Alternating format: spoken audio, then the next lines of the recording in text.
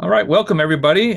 Today's meeting is going to cover unrest, activism, and extremism entering the 2024 U.S. election cycle. And let's go ahead and hand it off to Harris over at Foresight. Harris, be quiet now and just let you go with it. But I've been looking forward to this presentation for a few months now. So I just tell everybody that the information they get, there's nobody better at this job than what Foresight does in detecting activism, extremism, even terrorism that it targets businesses. So I think you're going to find this very valuable. And with that introduction, Harris, time is yours. And thank you for that very kind introduction, Chris. And thank you to the GRF for the opportunity to speak to all of you today. Chris did a way better job describing what we do than I can do. But from what I can say, Foresight Reports really values our partnership with the GRF. And our company exclusively covers a range of activist issues, including extremism, for clients in multiple sectors.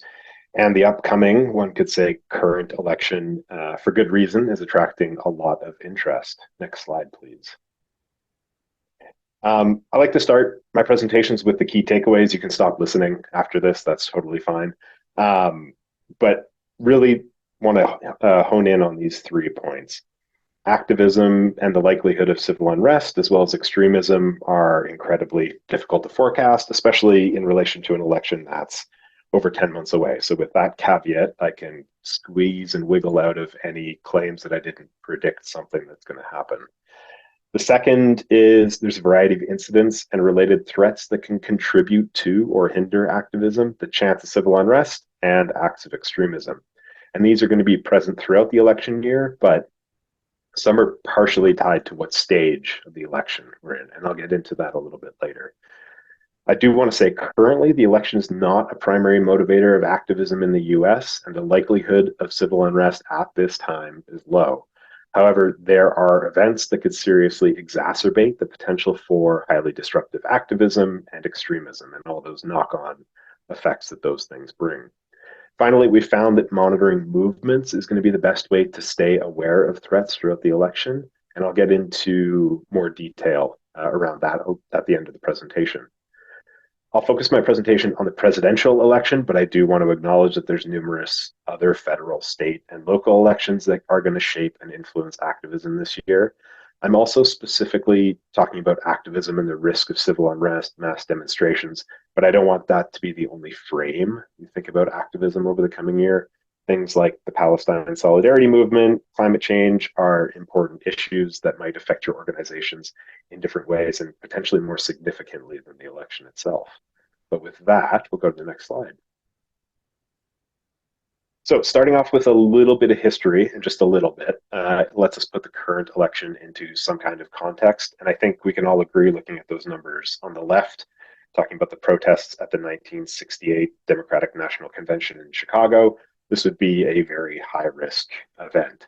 The demonstration was motivated by the anti-war movement as a way to express opposition to the conflict in Vietnam. And while there are no exact parallels to the current environment, these protests are an example of how high-profile events like the upcoming party conventions can attract significant protests. Next slide, please.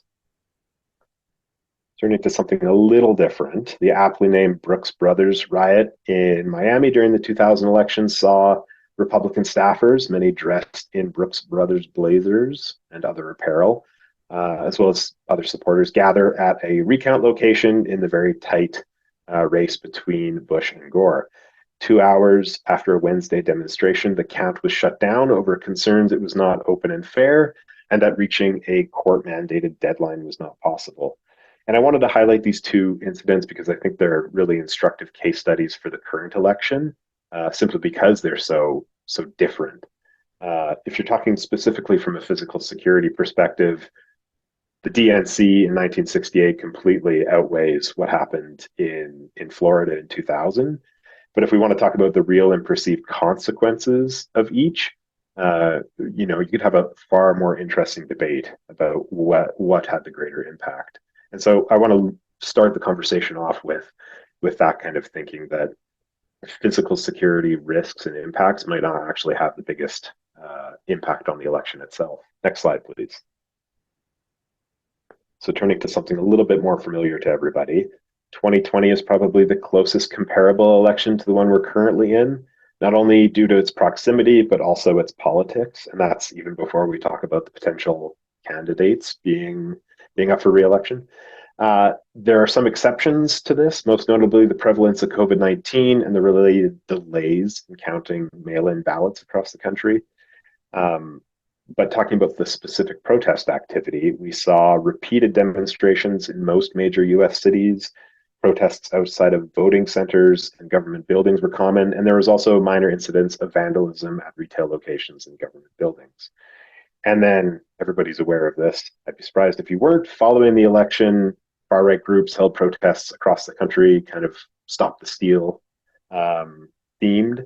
And that culminated in the riot at the US Capitol, which I think I'm happy to say is extremely unlikely to happen again in the same manner. Next slide, please. Perhaps unsurprisingly, the most recent federal election, 2020 midterms, really lacked the attention and tension of the presidential contest that happened in 2020. There were minor protests and incidents at polling locations, as well as claims of voter intimidation. However, these didn't match the intensity of the 2020 protests and vandalism. So, sitting in 2024, we're almost certainly closer to the level of activity in 2020 than 2022. And this is primarily due to the presidential cycle.